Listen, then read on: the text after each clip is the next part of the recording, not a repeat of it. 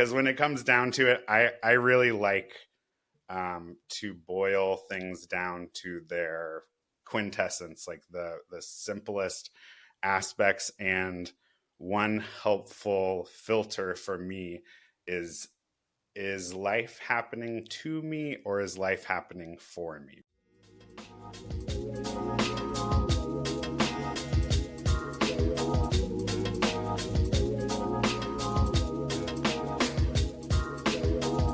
Hello, and welcome to the Conscious Communion podcast, where we traverse through the inner dwellings of the human experience through conversation. I'm your host, Danae. Join me as we explore the interconnection of creativity and community. Zac Phillips is a men's mentor, musician, ceremonialist, and student of energy. Through Zac's journey, he's unveiled a call to aid men in their own personal attunement. This often guides Zac's clients to take action to create a life that expresses their full potential and purpose. Imagining a world where men have integrated both the feminine and masculine, Zac supports men as they release old stories and aids in their active collaboration of creating new narratives and rituals. Zac embodies this work by facilitating groups, ceremony, and one-on-one mentorships. His vision is that the men he works with can show up more fully in service to their loved ones, families, and communities. I met Zac through the wonderful world of social media, and here we are today. I'm so grateful to be here with you. Welcome, Zac. Thanks for having me today. Of course. Yeah, it's a pleasure. Thank you for being here, and thank you for being on the journey that you're on to then share this work with others.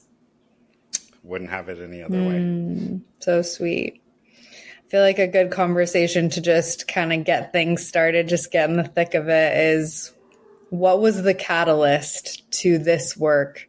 How did you really find your precipice to working with men and doing the work that you're doing today?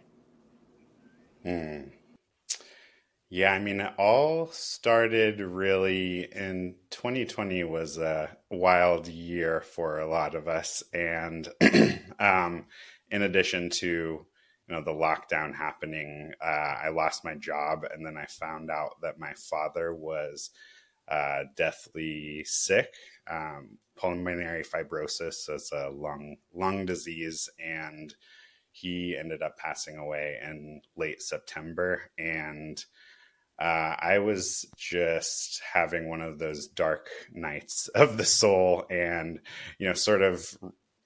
it was showing in a lot of different areas of my life and my relationships. The same old pattern was happening. I was estranged from my grandfather and trying to work out my relationship with my dad and just dealing with a lot of grief and emotion and not quite knowing what to do with that.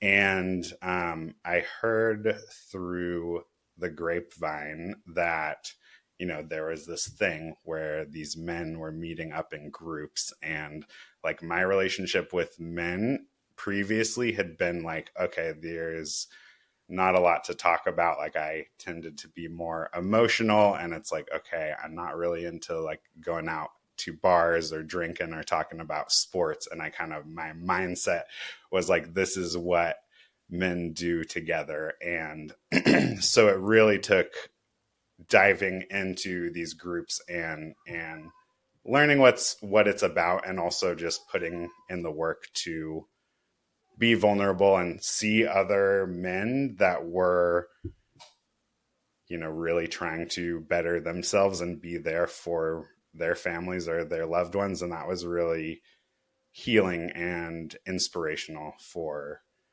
me, and really directed where I am today. That's beautiful. And yeah, absolutely a massive rite of passage to go through. Grief is an initiation that we'll all go through at some point in time in our lives. And yet how we navigate that initiation is really unique, right? Really unique. And Absolutely. And to be able to use something that sounds like it was a rock and a hard place to then really shake it up, find your purpose in the midst of it is a really beautiful testament to the power of what love can do. Because ultimately you're showing up for yourself, and you were showing up for yourself with self-love, which I think is huge for when we do this work, when we show up for others, right? Mm-hmm.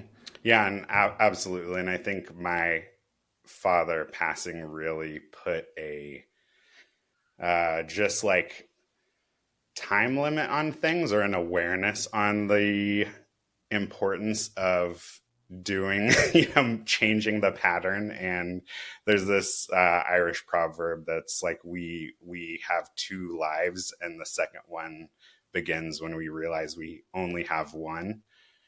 And yeah, there's this sense of like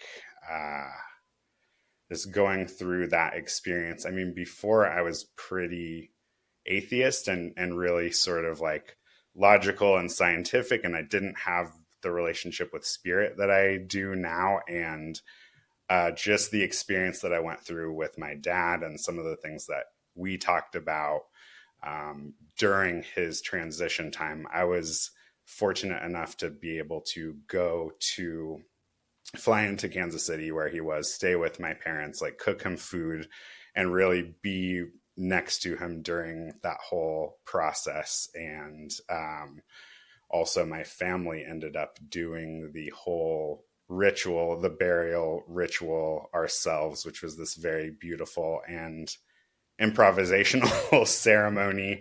But it was a hugely transformative period for me. Just talking to my dad, he couldn't even talk at times because he was hooked up to a respirator, but he wrote down on the whiteboard. We were discussing, what happens to the soul once we pass on. And he wrote down on the whiteboard, "I become a part of the unified field, and I'm everywhere you are." And so this was like, dealing with the aftermath of all this like crazy feelings of grief, that has been a real beacon of, like, okay, I didn't realize that my relationship with my dad, like death is the beginning to a new chapter of a relationship with him, because it really gave me empirical evidence of a spiritual connection to him. Because there's that feeling that many of us have where, where you're like thinking about a friend, and then they all of a sudden, a few moments later, they're giving us a call or text. And I had that same experience with my dad, where when I was reaching out there into the void, like that there was something out there that was reaching back. And that really started my relationship in terms of exploring, tarot cards and just like, what is my personal relationship. Thank you so much for sharing all of that. It's really, really beautiful. And yet I realized that there were so many hard places in the midst of that experience for you. And so I empathize with the grief and the deep solace that you must have felt. And I know that you still miss him. How could you not? Even still, you get to have this new, beautiful relationship that you have co-created with him. And so that in itself is so divine.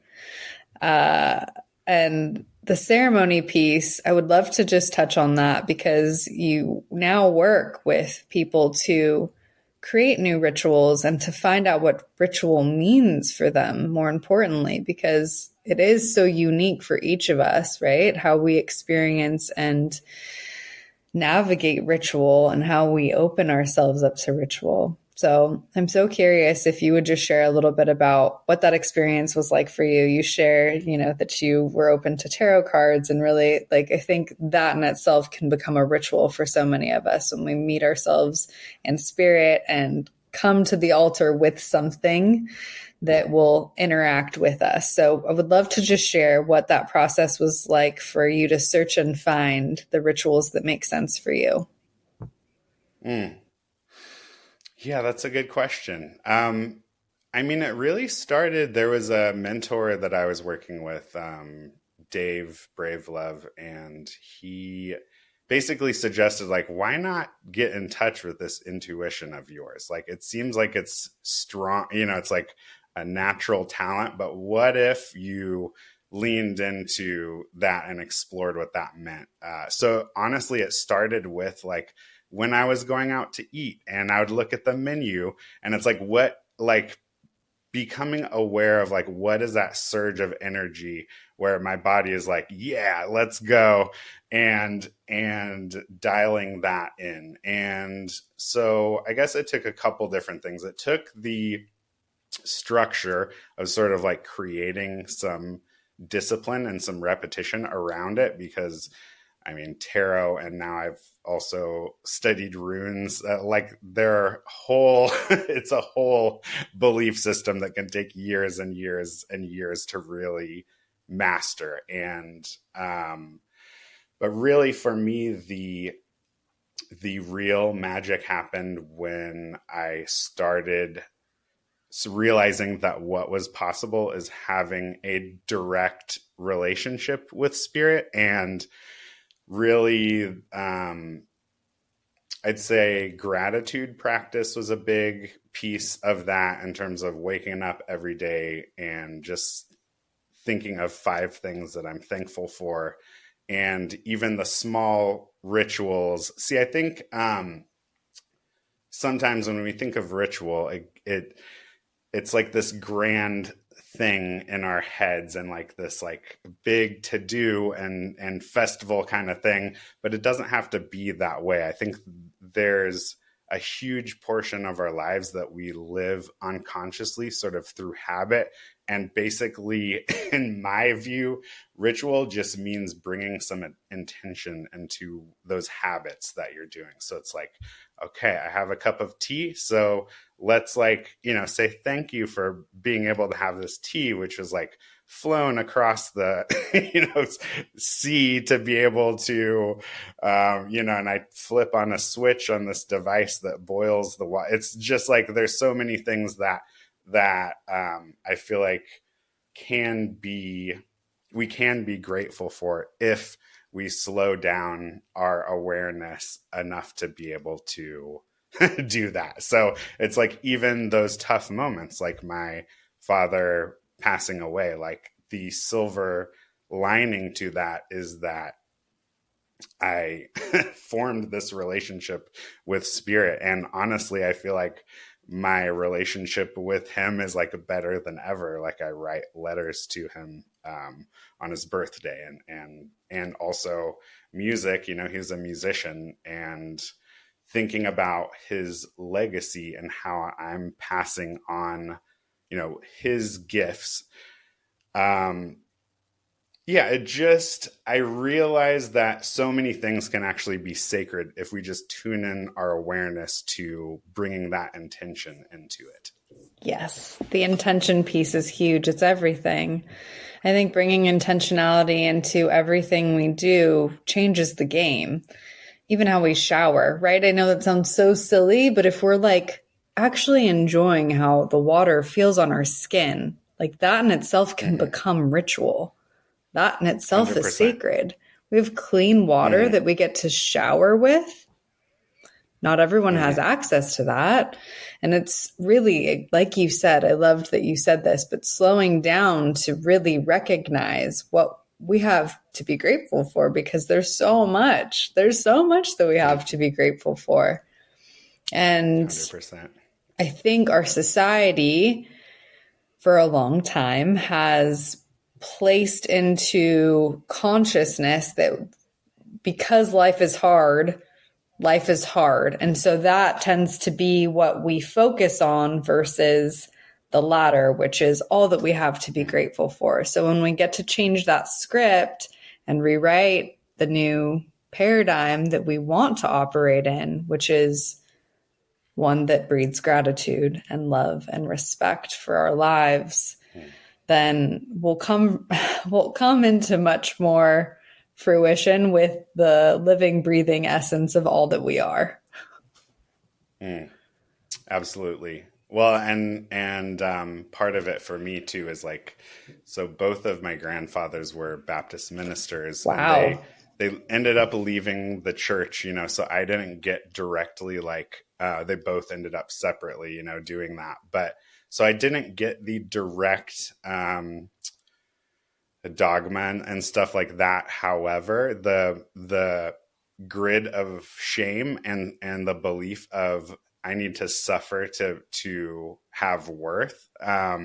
There's ways that I feel like even if you are not in a religious situation that isn't healthy, that there are ways societally that these things are coded into how we behave and also like what our relationship with spirit is. Because I mean, I get people, doing tarot card stuff on social media. You'll get people just like randomly DMing you, asking you if you're like a devil worshiper. And it's like, and I'm just trying to help, really. But it's there's a lot of that out there. So.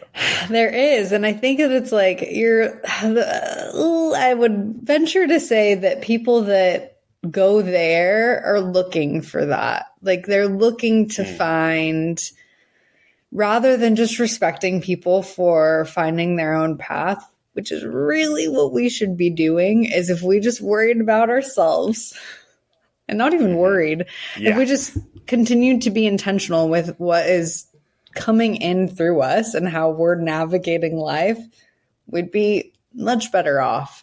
And I love to hear that you came from a family of 2 Baptist ministers, not just one, but 2. But the dogmatic approach that can come from systemic organizations, specifically religions, that in itself is such a hard thing to unlearn from your family's DNA. Like that stuff is programmed into our makeup, Absolutely. Yeah, I have realized recently through some energy healing sessions that it's actually not even my stuff. Like from my experience, it's me experiencing it through my grandfather. And like, so I am like, it's not even mine. However, this is somebody who I grew up a mile away from, and he was really like a second father figure. So, really interestingly, I've had, just 2 different separate archetypes for what a father figure even is. On the one hand, there's my grandfather, who is very like entrepreneur, sort of like this archetype of macho and like, I'm the center of the room and commanding and charismatic and like super in shape. And then my dad, who is more sensitive and artistic and like wasn't always great about speaking up for his needs. And I think right now there is this real need for men to be able to incorporate sort of like the best parts of both of those different archetypes of being able to have direction and have this presence and, have this ability for action, and being able to like soften into your feelings and vulnerability and like take genuine care for the people who are around you. So yeah, it's amazing how, and that in itself, even when you were sharing that, just the 2 different archetypes, right? Like that to me sounds like the masculine and the feminine. There's this huge reclamation that we get to embark upon when we're trying to balance both archetypes within ourselves. I lived most of my life in my masculine until I started doing some work and was able to reclaim my feminine. And so it's been this really interesting integration because it has taken so much time for me to not feel like I have to control. And I think that that's this like systemic program that we all have so deeply ingrained in us because, well, capitalism, colonialism, like there's so many things and it's like interwoven into our systems.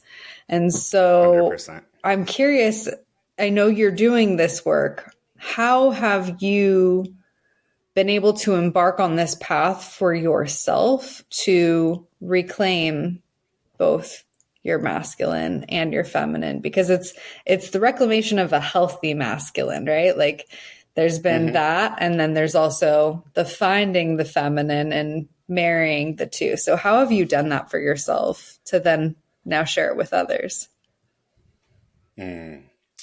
I mean, it's been a practice and it's been a journey, but I think really, to me, it comes down to being able to be fully expressed. Because I think with masculine and feminine, with this polarity things, I think sometimes we can, because of what the words masculine and feminine mean, we can kind of get ourselves, well, like for personally speaking, like I had a hard time with that because I've been told a lot of my life that I'm like too feminine or not masculine enough, because I've always had that like vibrant self-expression piece and like funny, sense of humor. Like, so that lover archetype has always been like a strong one within me. But I think where my growth has been is actually leaning more into that warrior side and creating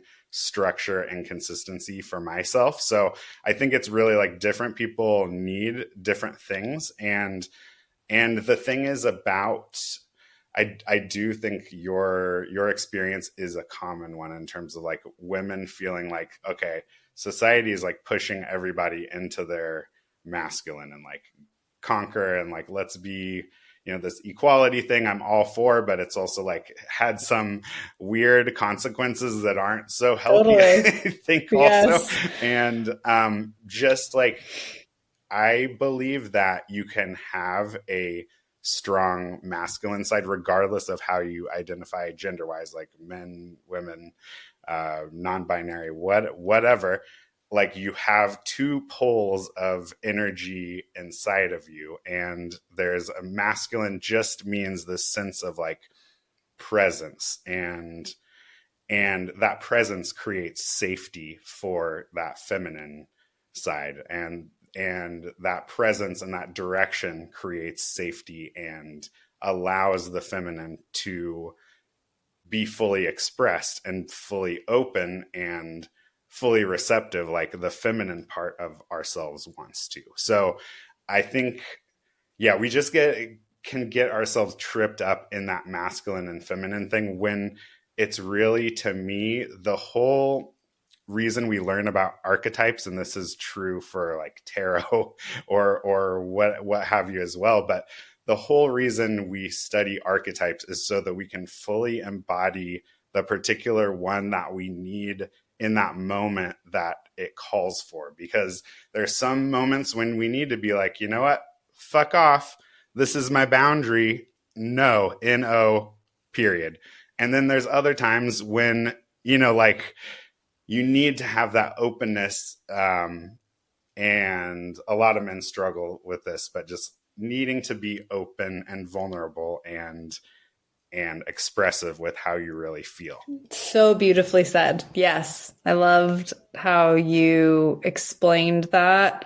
It's so funny because when I was coming into my feminine, I was like, I'm done with the masculine. Like I'm done. And it's like, you can't be done. Like this is not. And I realized that so quickly because then I don't know. It just, the imbalance created so much stagnancy that there was the reciprocation of those two energies are needed for us to live in our sovereign highest self. Like that's part of it.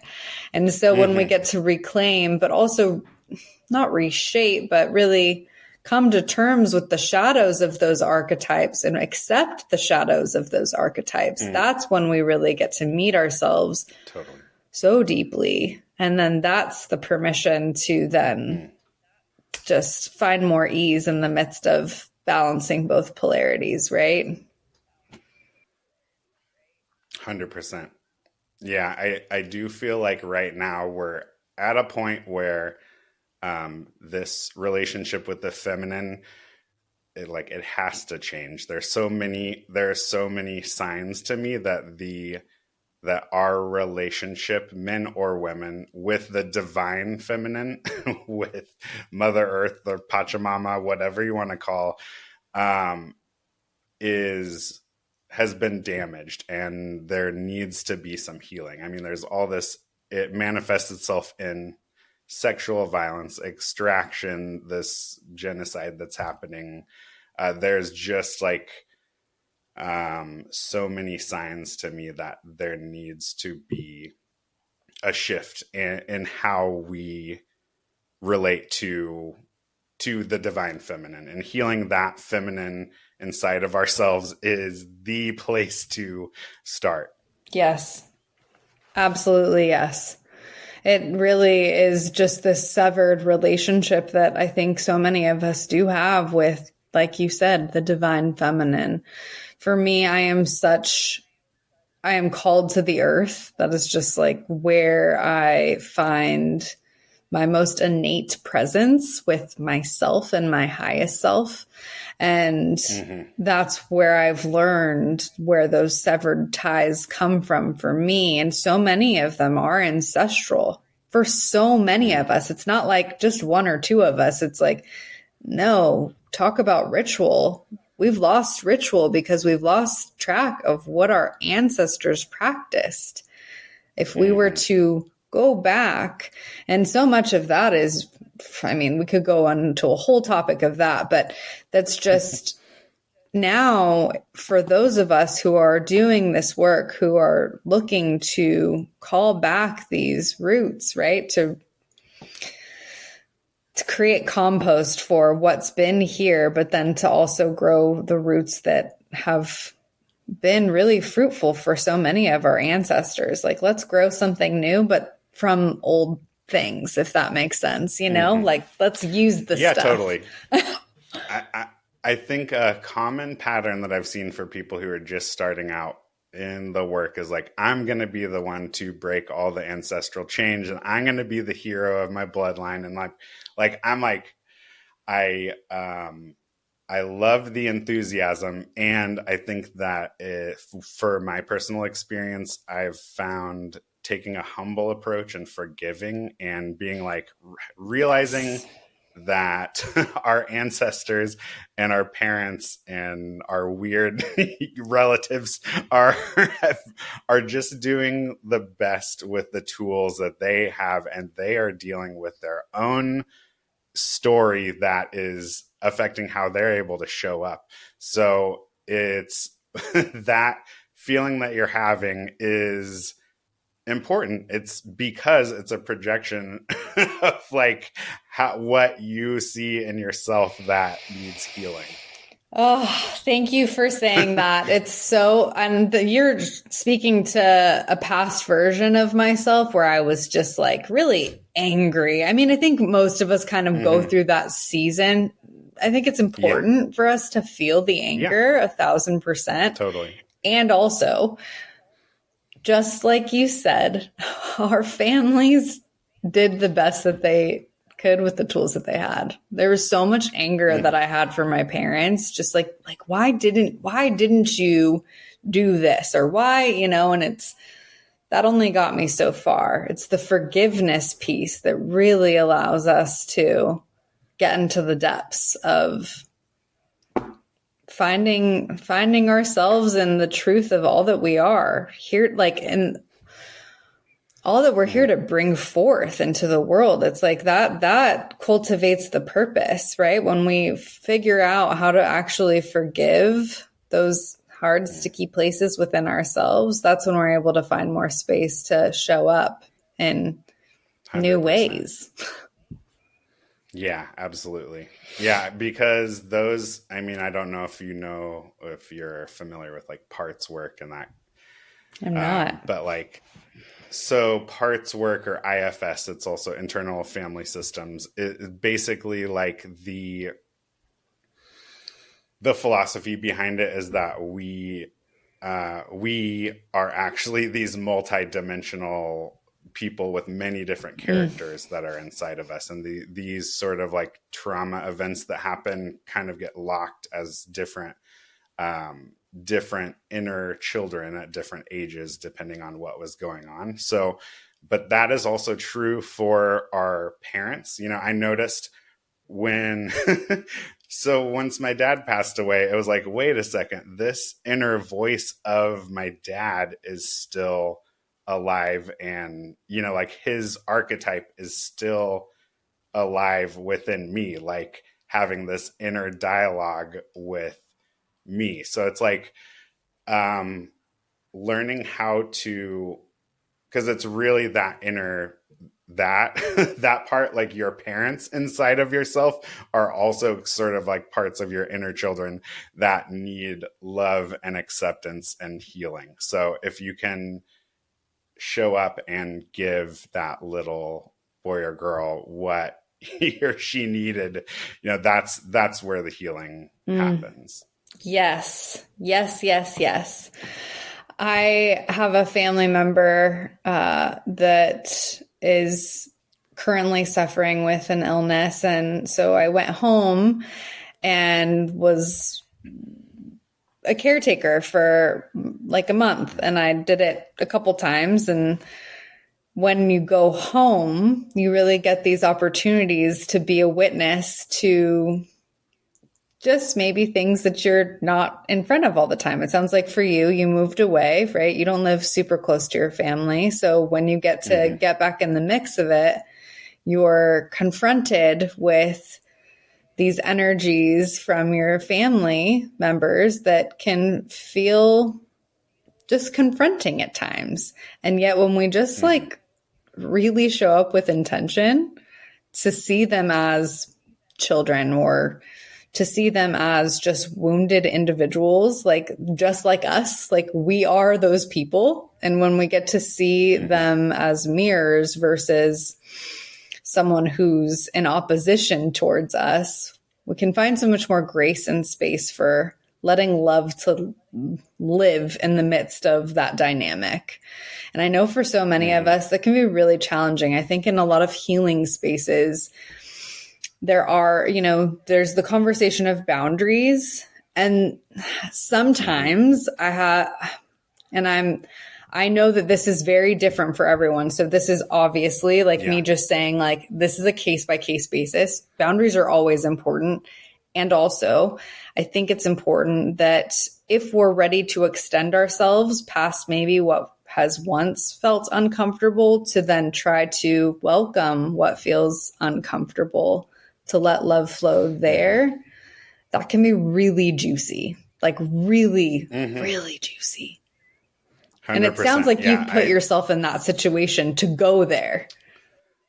Yeah, so my grandfather and I were estranged for about 10 years. And I actually, like, after putting in the work and coming to some of these realizations, I reached out and like healed the relationship. And is it perfect? Hell no. It's not perfect. There's still some ways that he shows up that are like super annoying to me, but I see him as a human who's doing his best, who, like, we've had these memories of love and connection together, and he really does care about me, even though some of the ways that he has expressed this, or whatever, in the past haven't been the best. Like, I am able to see that there is that link of caring, and like he's had some super interesting experiences too, in terms of just like growing up in the Great Depression, and like it's just like seeing him as a human and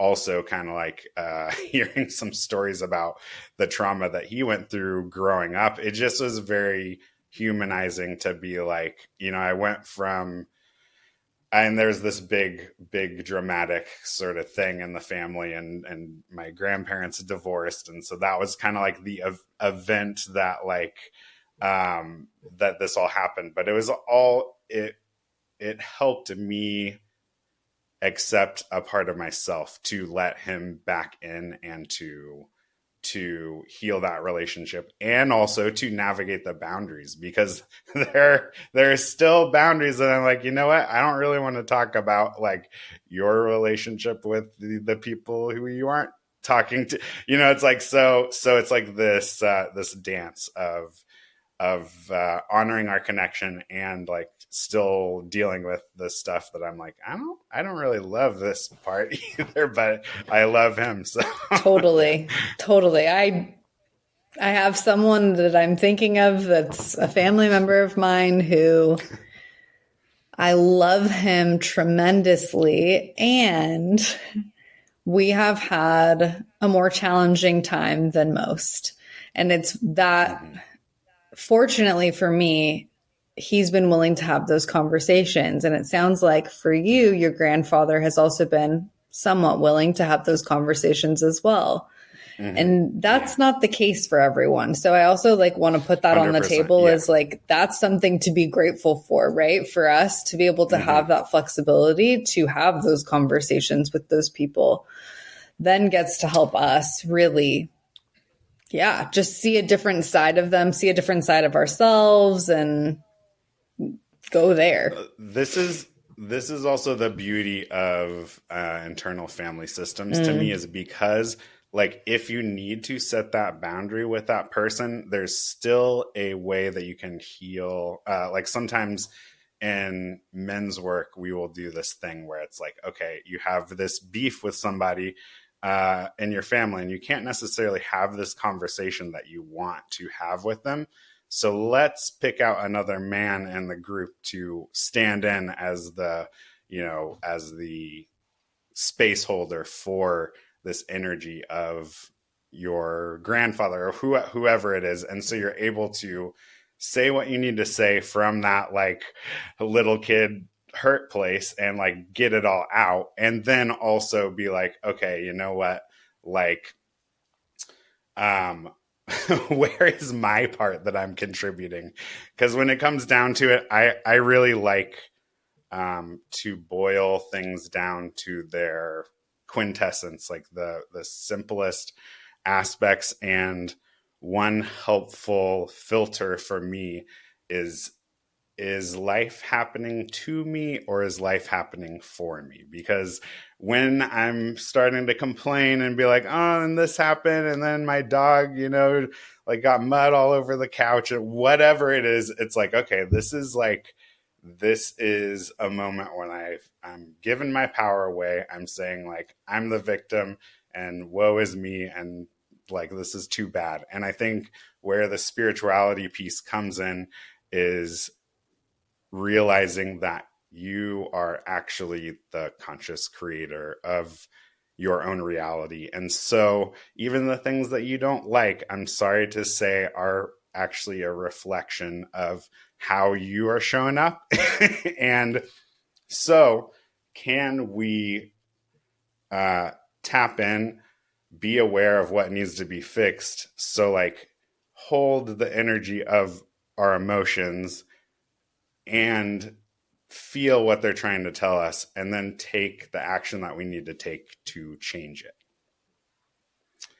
And then it's basically just repeating that every day for the rest of our lives. Every day and every moment, right? Moment. Sometimes it's a moment by moment basis. 100%, it's 100%. It's prior to even jumping on, we were talking about how there's this opportunity that we're feeling amidst the collective for hard things to resurface and come back to the forefront of many of our minds, so that we have this opportunity to potentially go a different way or not. Mm-hmm. And so this is exactly that same, it's of that same essence. It's like, is this for me?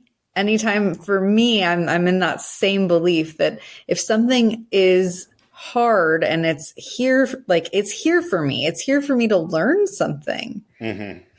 That's even 100%. something to be grateful for. It's like what you said about losing your father. That's not something that you would hear many people say that they're necessarily grateful for. And yet you learned so much. So you have the foresight to be able to recognize this shaped me into the man that I am today. And I'm grateful for the man that I am today. So thank you. Thank you for this moment in time where I got to learn more about myself and life and spirit and life after death, right? It's 100%. death.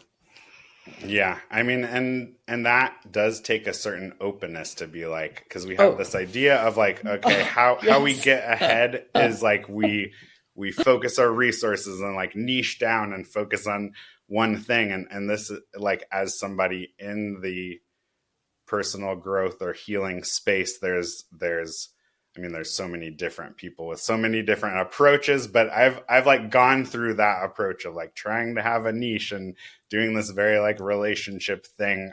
But it's like what I'm realizing is, and this is kind of back to the collective energy too, is like the way that we move forward with healing on the collective level is everybody shows up in their fullest self-expression. Yeah. Yep.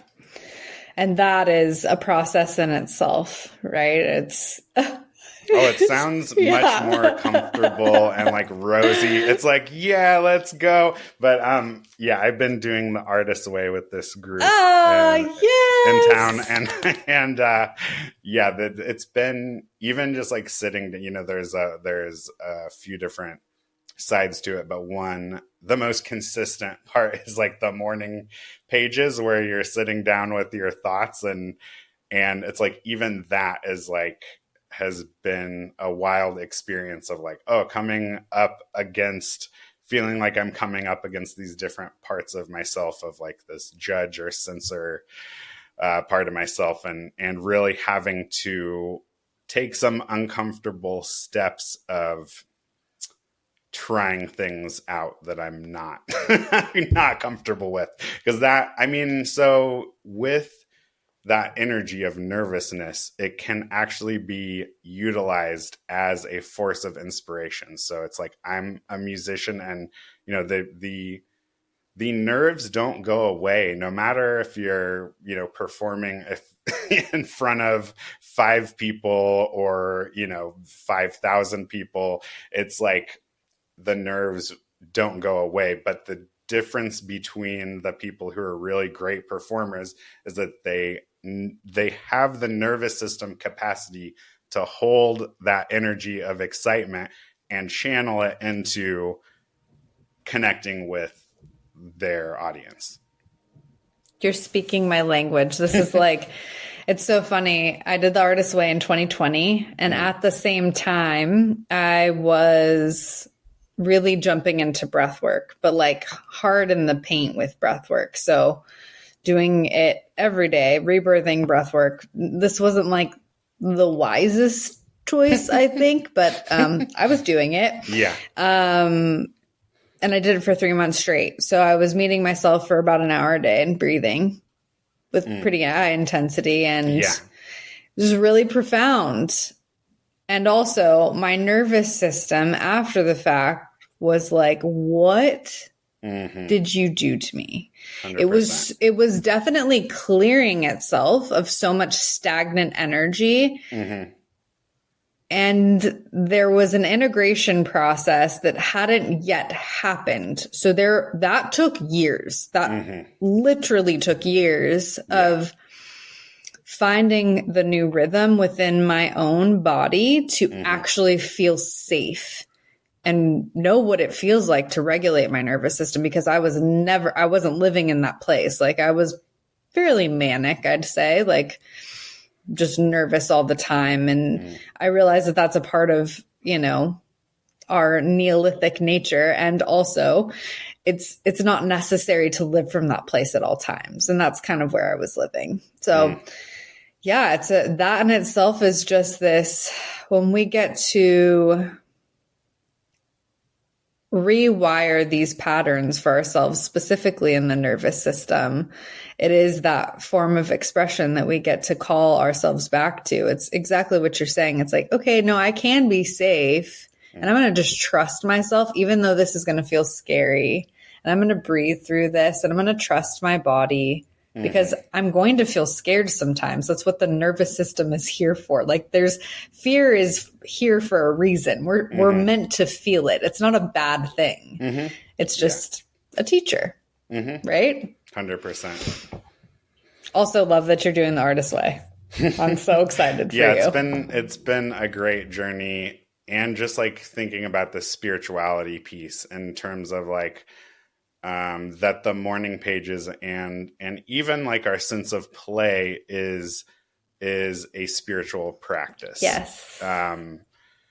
Because I think, just going back to there's kind of like a different stream between this entrepreneur thing and like artist, art, like how artists show up, because there's this preserving this sense of wonder and showing up and having it be about the collaboration.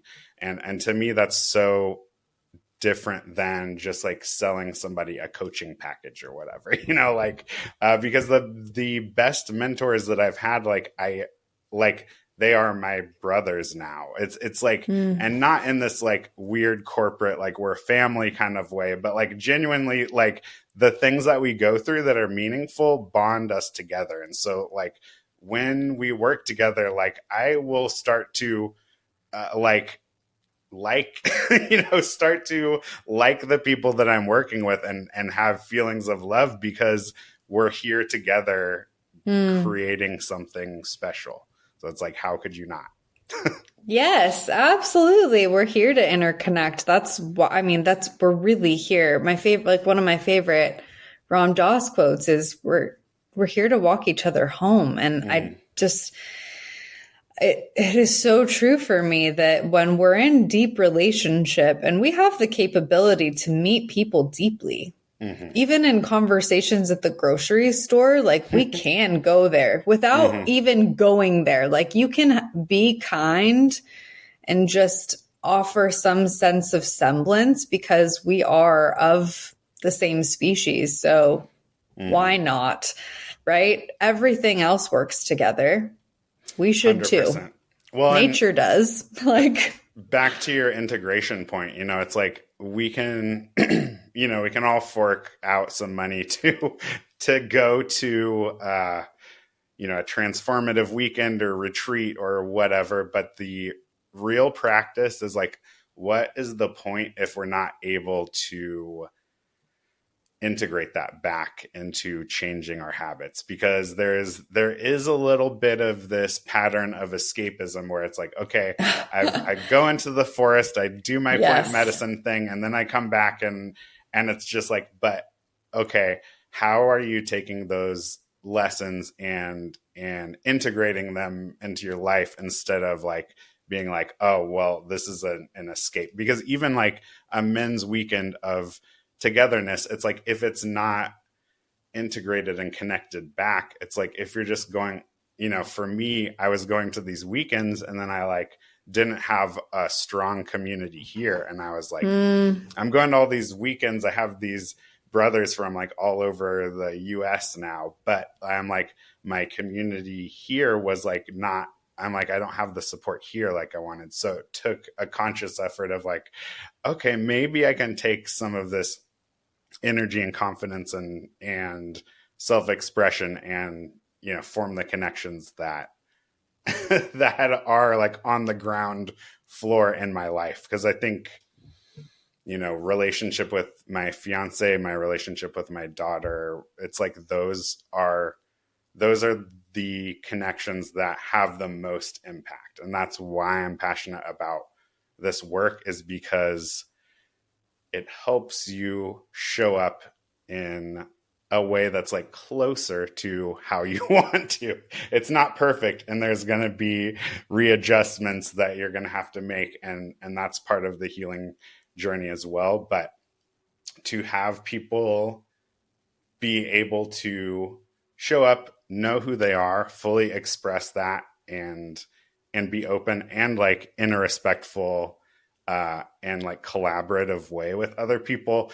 I just think changing that on, like, if everybody would just do a little bit more of that, it would change a lot of things. There's this sense that, and I think this is also religious programming, where we expect for somebody to save us, to be like, here's the solution, or like, we're going to protect you from XYZ.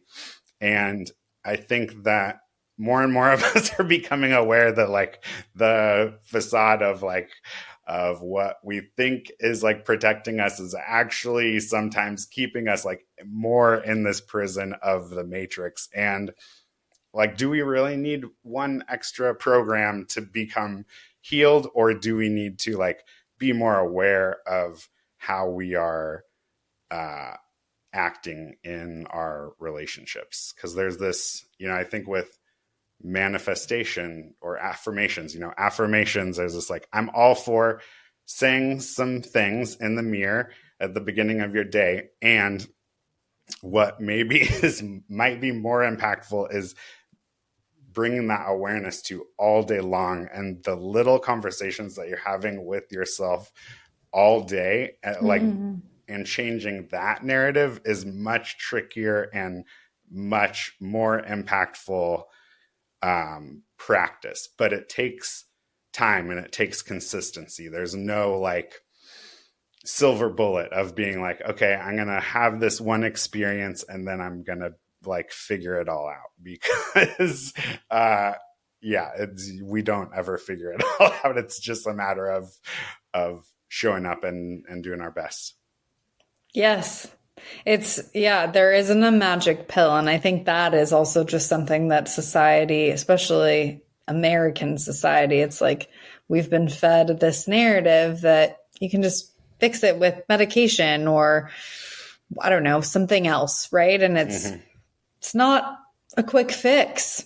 Like, spirituality is not a quick fix. And I think that, like you mentioned, there is this tendency to find escapism in the midst of trying to access what spirituality means for us.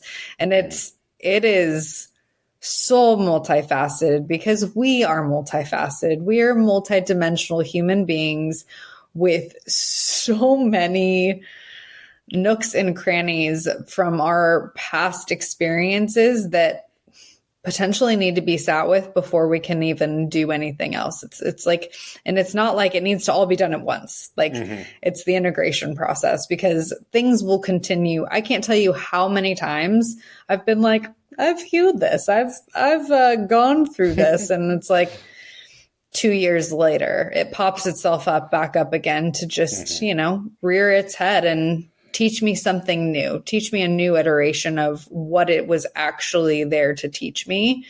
And it's an ever going, ever moving process. And it's for us all the time, each and every time it's for us. 100%. I mean, I love spiral symbols, and just, I feel like it's very much that is a good representation of our growth path, because even as, even as I'm like coming, doing things and like improving things and stepping into my power, there's these memories that will pop up like almost like clockwork of like things that happened 4 years ago or whatever, where I'll like have this energy that I'm like almost like reliving this past story. And it takes some awareness to even realize, I'm like, is this really representative of my experience right now? Or is this like me telling like an old story about myself and who I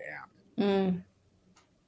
Yeah. And then just being the witness, right? Being the witness to the thought, being a witness to what's coming up. And rather than judging it, realizing that this is a human experience, and it's important to humanize our experience because that also gives us the ability to have grace for ourselves. I think so many of us, when we start to practice our spiritual practices and kind of get into the flow of things, we have these expectations for us that tend to be unrealistic. Mm-hmm. We're not perfect and we're not meant to be. That takes the fun out of it. That is part of the healing journey, though, because I think so many of us are in this sort of like self-improvement mindset of like, we need to do X, Y, and Z. Yeah. And like, I'm going to cold plunge and like do this. You know, it's like very results oriented again, rather than I think what's less comfortable, and I think especially for men, is like taking this time to slow down and be receptive and really open up, because yeah, that's hard to do when you're just like plowing ahead. And, you know, even I noticed this pattern in my old men's group of like, we would set goals, we would hit them, and then there was like no sort of like recognition, or like it would just be like on to the next goal. And I'm like, this is very like a metaphor for how we do things. And it's like, we need healthier, more sustainable sustenance than just being able to be like, yes, I crushed the like 50 push-ups today. You know, we need to learn how to hold ourselves through the tough times, and like, even if we didn't show up the way that we wanted to be able to learn how to do repair work and with like ourselves and with other people, because I think shame has a way of just locking in the pattern so it gets repeated again. So any way that we can open up and allow for looking at things differently and allowing for some grace and forgiveness for ourselves, that's where the magic happens. That's where the magic happens. 1,000%. Yeah. I've found so much more ease in my life allowing what is to be, rather than forcing and rather than having an expectation. I think it's important to have, you know, a mission in mind and to have structure and to be disciplined, and also to, like you said, find the rest amidst all of that, and to be comfortable with what is rather than forcing what isn't. Mm-hmm. We'll learn real quick when something isn't for us. Mm-hmm. Yeah, spirit has a way of guiding us. Sometimes gentle, and then sometimes more rough if we're not picking up the more subtle hints. But I think that's the beauty of practicing this intentionality, is that you are able to sort of humble yourself and be like, you know what, there's something going on here where like the energy isn't quite like right. So I wonder what that's about. And it's really comes down to being curious, rather than having this judgment, like before my pattern was just like snap judgment. Okay. Like, you know, this is more evidence for like why I'm not good enough or whatever. But like being able to be like, no, this is like what I'm feeling. Even like the annoying, bratty parts of myself are perfectly valid. And I think that's been one of the beautiful things about the morning pages. I've leaned into expressing that part. And you know, it's like, okay, if we're going victim mode, we're going to go full victim mode and like get it out of our system and be like, I don't want to do this, and let it out. And then it feels good because it's like out of my system, and then I can carry on the whole rest of, I can carry on for a while at least, with a different lens, without carrying that weight and having it affect all of the interactions that I have. The gift of morning pages. It's so funny because, so I've pretty much continued the practice. I'm doing it now, but you know, since 2020, and I don't even know how many journals, but it's insane. I have like probably close to 15 journals that I've filled. Wow, that's awesome. And it's just been really fun. I know that Julia doesn't recommend reading them again. And also, I think it's a good test of time when it's been a while, right? Like giving it some time, those things have integrated themselves for the most part. And so going back to them has actually been really impactful for me in my life, to see these prayers that I really put out into the world that have come alive. And so it's also been like this really helpful just vision to see that I set before myself without knowing that I was setting it before myself. You know, it's just these words that you put on pages tend to be just a clearing of sorts and also a prayer of sorts. And it's so beautiful. I'm so stoked for you. I'm probably going to be doing the course again soon. It's a commitment though. Like, you know, it's a full on commitment. Oh yeah, for sure. There's a lot that I'm navigating right now, just being pregnant. So I'm like, okay, let's not do exactly what you said and take too much on the plate, you know, just trying to digest one thing at a time. I do have a question for you in regards to working with folks. What for you, because working with people in service is such a form of reciprocity, what do you feel like you have gained through opening yourself up to this work?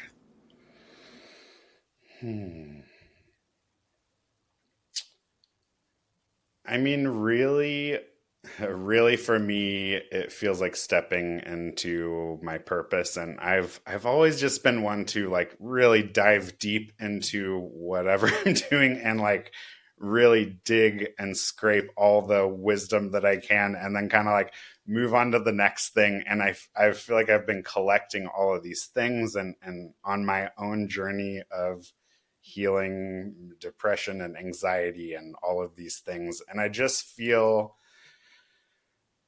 feel like my my gift is to really be able to see others and their gifts. So this sense of like self-expression and being able to listen to who somebody really is and to express and share that, like I feel like that is the energy that is going to change the world.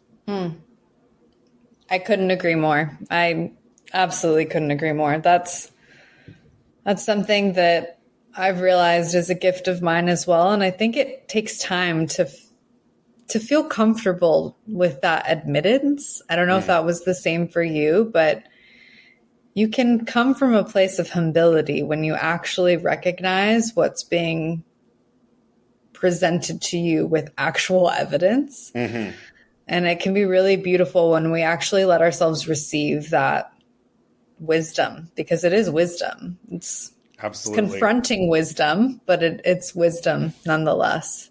Well, and my wisdom isn't any better than anybody else's too. Like the whole thing of what it's about is coming together so that we can discover what that is in relationship together. Collaboration, always. We're always going to be better together. It's, and you've said that word quite a bit. And it's one of my favorite words. It really is, because it's just, that's the sweet honey and nectar that we get to experience within this life when we do life with one another. 100%. Yeah, I would say like my mission is to really help men, especially. So there's this idea of vulnerability, because you can't have self-expression without vulnerability. But there's a lot of confusion, especially with men, in terms of like, what is it safe for me to even be vulnerable, you know, like especially to women, or, you know, like they have things in the past, and there's this confusion around like, how do I share and be self-expressed and still maintain my like masculinity? And I'm like, no, that's actually a key to being able to show up in wholeness, is to be able to show up. Like, to me, it's a sign of strength that you're able to be like, you know what, I'm I may be a little bit different than some other men. Like I feel like very intense feelings a lot of the time. And that may not be like everybody's experience, but like we all have wisdom that can only come from our unique experience. So the idea is being in it, getting ourselves together so that we can make it happen. That's really as simple as it is. Totally. Embracing it, right? That's a gift. It's a gift to be a feeler. 100%. It hurts like hell at times, but it's a gift. Always. It's not the most fun always. I've been sensitive since I came into the world. It's been since day one. I've always been sensitive. And it's challenging to navigate when you're taught that it's not okay to be sensitive. 100%. Yeah. You know, but to reclaim it is, and then to be able to collaborate with others and to be a mirror as we embody it for ourselves is really, truly such a gift. 100%. Yeah. There's few things that make me feel more like me when I'm like playing a song, you know, for loved ones that I wrote, or, you know, like just tapping into that self-expression. Yes. Thank you. So good. Okay. One final question before we roll the final carpet out. If you had one slice of wisdom to share through your own experience of what you've gathered through your life thus far, what would it be?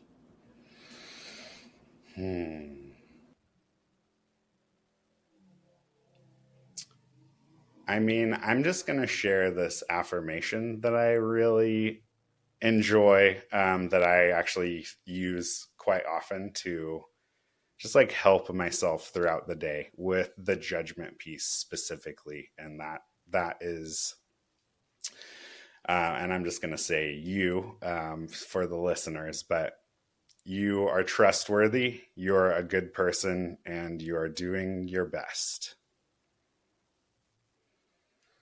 And really, like all the other chatter that can happen, that for me cuts through a lot of that and be like, you know what? I'm not going to show up perfectly, but I am going to show up as me. And that is fucking enough. More than enough. More than More enough. than enough. Especially because you're meeting yourself in those deep places. So that's so good. Thank you. And how can people find you? How can people work with you?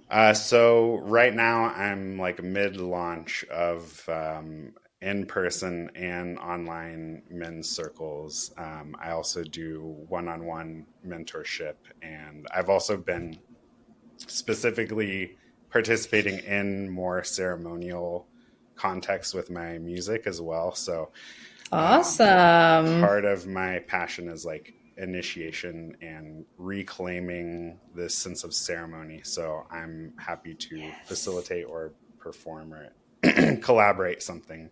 But in terms of where you can find me, I've got a website, Zac Phillips, ZACPHILLIPS.com. And you can find me on Instagram at I am Zac Phillips. And I'm also putting together a podcast of my own. So I've been interviewing some people, but I don't quite have like a name or anything like that. So that the details of that will be coming out soon. So. TBD. Mm-hmm. All in the works. I love it. Well, thank you so much for your time and for just all that you shared today from such a place of vulnerability. And I know that that's taken work to be where you are today. So thank you for meeting yourself so that you can meet others in the same way. I am really happy to be able to share, honestly. And thank you for, you know, having these conversations with not only me, but the other guests that you have. And it's just so needed to just have some more heartfelt and like spiritual conversations. So appreciate the chance of coming on and given people a little taste of my medicine.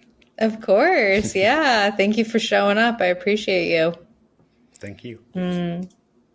Thank you, everyone. I hope you have a lovely rest of your day. Sending you so much love, all the blessings, and have a lovely, lovely rest of your day. Bye. Hey there. It's Danae again. Just wanted to say thank you for sharing your time and energy with me. If this podcast resonates, please like, subscribe, follow, and share if you're willing. Reviews help too. So if you're feeling the vibe, please leave a review where you can. Sending all the love. Peace.